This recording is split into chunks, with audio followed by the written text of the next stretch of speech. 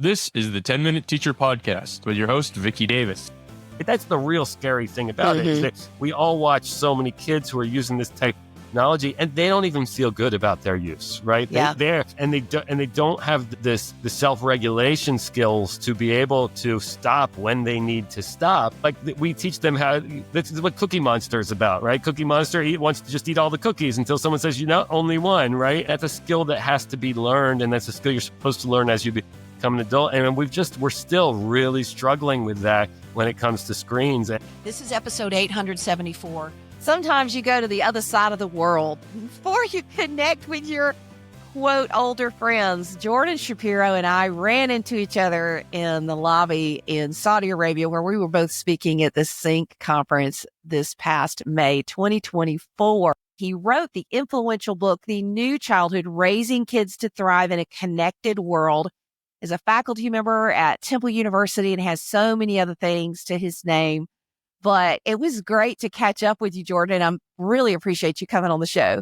Well, I'm so happy to be here, and it was great to catch up with you, too. I think we originally met, actually, at some conference somewhere on the other side of the world, too. So I feel like that's our whole relationship. Yeah, exactly. The Middle East, I think. And we keep connecting over there. So in your book, you really tried to redefine screen time and redefine how we're parenting with devices. Could you characterize your overall philosophy about how you encourage parents to help kids have healthy relationships with their screens?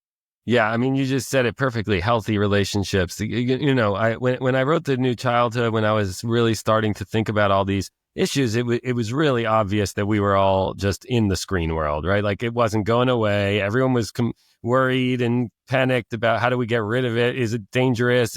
They would say things like, this is a great big giant social experiment and we don't know anything. And I'm like, but it's not going away. Just like anything else in the world, our job as adults is to teach kids how to manage the tools, the world they experience, to just manage that in healthy ways, right? At the basic level, that's a moderation question, right? Can they balance it, right? But of course, it gets way more complicated. But ultimately, I don't think anything has shifted in how I think, which is our job is to make sure that we teach our kids how they can manage these devices, which in some ways are really amazing and powerful and wonderful and connect us with people and bring us enormous amounts of pleasure and allow us to connect with friends and allow us to stay in contact with people. And oh my goodness, I can send text messages instead of having phone calls all the time and like just get to the point. So many amazing things about this technology. And then there's also a lot of scary, problematic things about this technology. And it's really easy, as we're seeing all the time, to see people develop really unhealthy relationships with it and unhealthy patterns of use with phones, with social media, with video games, with all of those things. And so what I was really trying to do at the time I wrote The New Childhood was to say, hey, parents, hey, teachers, hey, anyone who's responsible for kids, our job here is to figure out how the heck we're going to get people to know how to live well with this technology. Because just like anything in all of human history, right, it's got its pros, it's got its cons, and we have to learn how to raise people who have the proper values and the proper ethics to be able to make the right decisions about how they live with these tools. And a lot of the worst stories, the ones that make the headlines, it's when someone is very isolated. I mean, I can't really think of any where they were co-using media, and you coined an acronym, JME, Joint Media Engagement. And you have kids of your own. Do you feel like that's helped your kids be safer?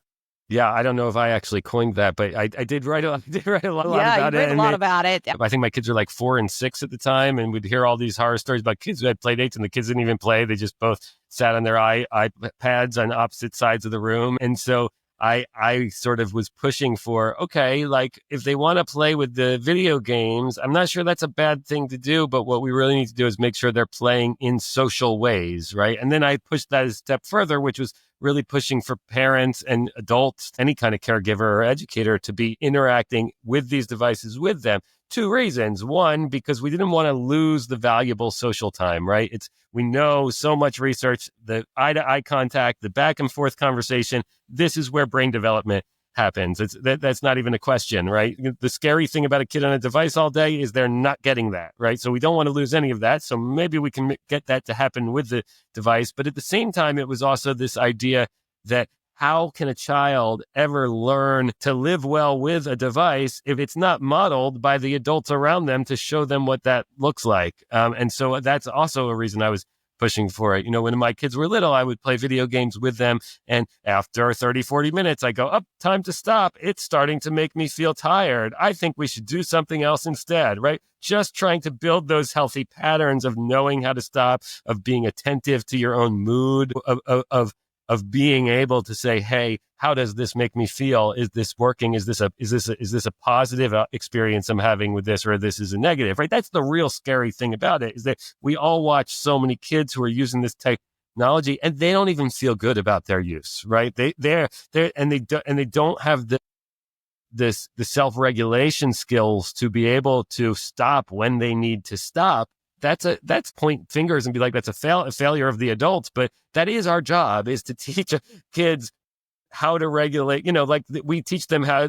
This is what Cookie Monster is about, right? Cookie Monster wants to just eat all the cookies until someone says, only one, right? And yeah, that's a skill that has to be learned. And that's a skill you're supposed to learn as you become an adult. And we're still really struggling with that when it comes to screens. And I still believe what I believed all those years ago, which is that the biggest problem there is adults who aren't having nuanced enough thinking about it to be, they're just going with what I called in the book, the on-off switch mentality, which is like, it's so binary, right? It's so like they're either on it or they're off it. We either ban it or we let them use it. Bro, there's a lot of spectrum in between ban and use. Yeah. So last spring, I read some research about, it was done at a college level, and basically they put a cell phone on the desk in the front, gave the students a test. And then they also did it where there was no cell phone in the front, and they measured a multi-point drop in working memory, and just when the professor had it out on the desk. So my approach changed, because I use, if we're filming, if we are making apps, obviously my students have to test the apps on their mobile devices. So if we're doing something that requires a mobile device as part of instruction and as part of the lesson, we get them out. Otherwise, I literally don't even want them in my room. I don't want them buzzing. I don't want to phone out myself, because I do, as a teacher, anecdotally. I mean, you're the researcher, so you look at the big data sets. I just look at my students, right? And anecdotally, when I got my phone out, I noticed my kids like reaching for their pocket or their backpack, an immediate distraction. So LA schools, for example, completely banning all cell phones, none at all. So me, the teacher who actually does use cell phones sometimes, I'd be in big trouble, because I actually do use them every so often. I wouldn't be able to do that at all. So in light of all of your research and everything you've done, what's your opinion of this approach of complete banning or partial banning, or saying, okay, if we're learning and not using them, I don't want them? I'm sort of mixed on this at this point. First, as I understand, I don't know if it's the same study, but as I understand the concepts you're talking about, that it's even a distraction if it's in their backpack in the class. Yeah, like exactly. If it's in the building. Even if it's not buzzing, even if not, they're worried that they have some FOMO, right? They have so much FOMO. They're like, oh, what if so-and-so texted me? What if I want to know if they liked my Instagram post? And they're thinking about it, even if it's in their locker, right? That, my understanding is that unless it's outside of the school completely, there's no way to keep it from distracting. So I'm of two minds on that topic, which is, on the one hand, right? Well, when you become adults, you're gonna have that phone on you, and are you going to be able to manage that as an adult if you didn't get the practice of doing it as a kid? That's one concern I have. I remember when my kids were in kindergarten, the kindergarten teacher used to say, most of what I do is just teach them how to raise their hands, stand in line, and keep their hands to themselves, right? And to practice those skills so that you know how to have basic social skills as an adult. So there's a part of me that wonders, what's that? But then the other side is, it's so clear the current generation of kids really is struggling to find the skill to move away from their phones for any sustained period of time. And, when you hear about the kids who are privileged enough to go to summer camps and have their like no phone summer camp, they're really, really happy about that. So there's a part of me that says, hey, maybe it's a good idea to make those like 6 to 8 hours a day phone free and let that be the phone free time in their lives, since it's the only phone free time in their lives. And I can see a benefit there too. So I'm sort of mixed on this. And then I have this other concern, which is I am certainly guilty of this as a parent, right? Texting my child during school to ask them how their test went, to ask them if they remembered to talk to their biology teacher about the assignment they missed last night, and I'm not sure that's a positive thing, right? To have so much connection to home. Like there should be a space for independence, and there should be a space where they practice those skills away from the parent. Also, I think as you become adolescents, I have the concern about the phone's ability to connect you to a social group, right? We know that adolescents make worse decisions when in a social group. So to be constantly connected in a social group is of concern. Obviously, that's going to happen. That's what adolescence is, right? But they still need the time to practice making the right decisions without the constant social interactions and distractions. I think we're still experimenting with this. I think we're still trying to figure this out. I think it may make sense right now to do the school ban. When I was writing about years ago, I argued very strongly to not ban them in I have schools. too. I've written it, and reversed my opinion though. Yeah. And I think when I was doing that, I was thinking about my own students, university students, and I would tell them I expected them to manage it correctly. Like if they were texting all day, they were, they weren't going to do well. They were going to lose participation points.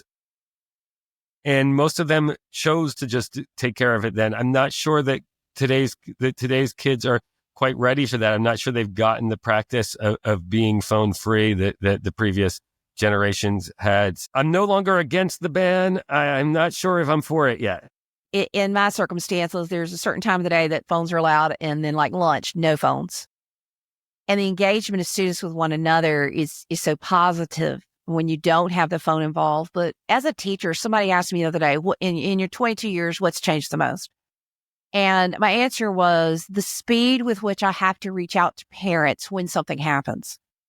Because used to, say if I had a kid third period and I had an issue, I would have the issue. I would email the principal. I could talk to the principal. I could seek like wise counsel, because when you're dealing with issues, there's things you don't know about children and what are going on in their lives. And I make a better decision about how to respond to certain things if I can talk to my principal or perhaps the guidance counselor or somebody who's working with that child, right?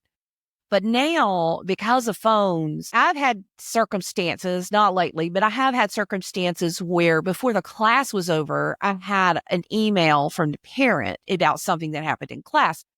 And I have a great relationship with parents. I have a great school, all of that. But part of why I have that, I feel like a good relationship with most of my parents, is that when something happens in class, I will email my principal, quickly get advice, and reach out to mom or dad and schedule a time during the day to go ahead. Because once that child gets to mom or dad, and most parents these days don't necessarily take the teacher's side first. They just don't. Used to, it was teacher's always right. And if you're not right, I'm still going to back you up. It's not that way anymore.